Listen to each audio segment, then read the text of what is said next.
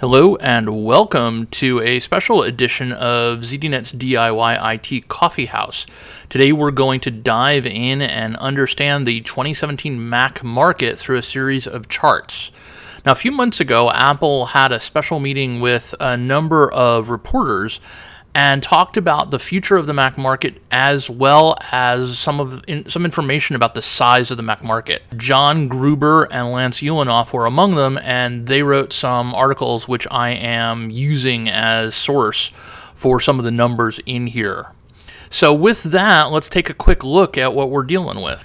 As I'm sure you know, the Mac originally came out in 1984, and now by 2017, the Mac installed base has reached 100 million. So what you're looking at here is really 33 years to build this size install base. Now let's contrast that for a moment. From January to March 2017, just about 90 days, Apple sold 78 million iPhones. In that same period, Apple also sold about 5.4 million Macs. So they did sell quite a few Macs in that period at the same time. So we're looking at obviously a much bigger market for iPhones versus Macintoshes, but that's okay. Let's continue on. So the thing though is, when you look at these numbers, you start to think, well, maybe the Mac's pretty insignificant in this context. But I'd like you to rethink that a little bit. And the reason I'd like you to rethink that is some of these numbers.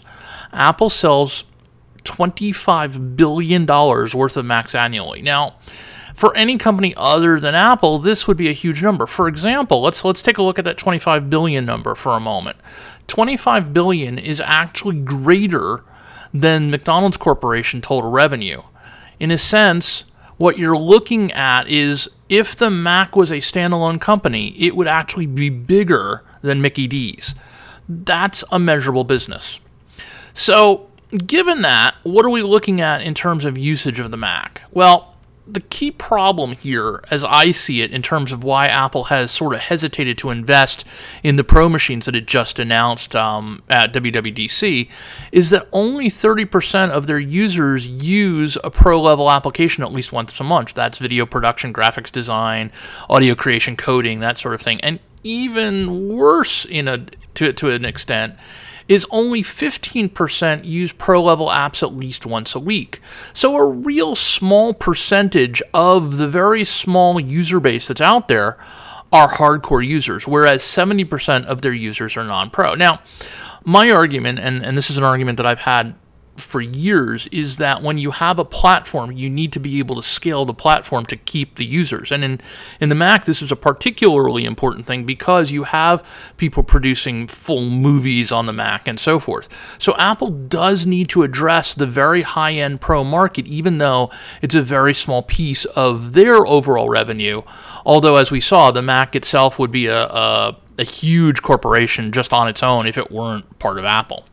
But here's something else to keep in mind, and that's that if you look at this chart, you can start to see that the market, the non-pro market, is ripe for a transition to iOS. And this is why we're kind of seeing some of the work that Apple's been doing with iPads and with iOS for iPads in terms of making it a little bit more Mac-like and in making the Macs a little bit more iOS-like. It's because the very bulk of their market is non-pro, and most of those people really don't demand the kind of things that pro users demand, and that includes things like big screens and mice and so forth.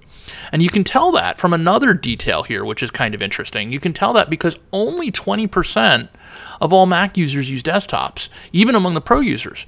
You've got 80% of people using notebooks. Now, you would kind of think at this point that Apple could solve some of their problems at the high end by creating notebooks that had larger memory footprints. They max at 16 gigabytes, which for people like me is almost unusable for a lot of our applications. But still, you've got 20% of people using desktops. And one of the things that Apple has done with those relatively low-powered MacBooks that they have is they have allowed those those notebooks to support multiple 5K monitors. The only thing you got to think about, though, is you're supporting multiple 5K monitors, but you don't really have enough memory to run, Photoshop and Final Cut and those sorts of things. So it's a little bit questionable. And again, that's why you're seeing the new iMac Pro coming out. But Anyway, this is where our numbers kind of wrap up. So let's look at a conclusion here. The conclusion is that the Mac market is big.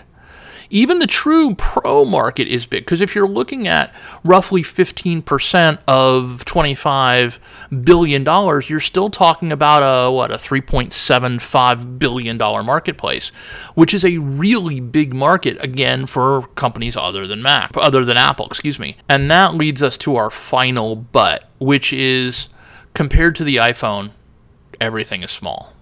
My name is David Gewirtz for ZDNet's DIY IT. Thank you for tuning in, and I'll see you next time.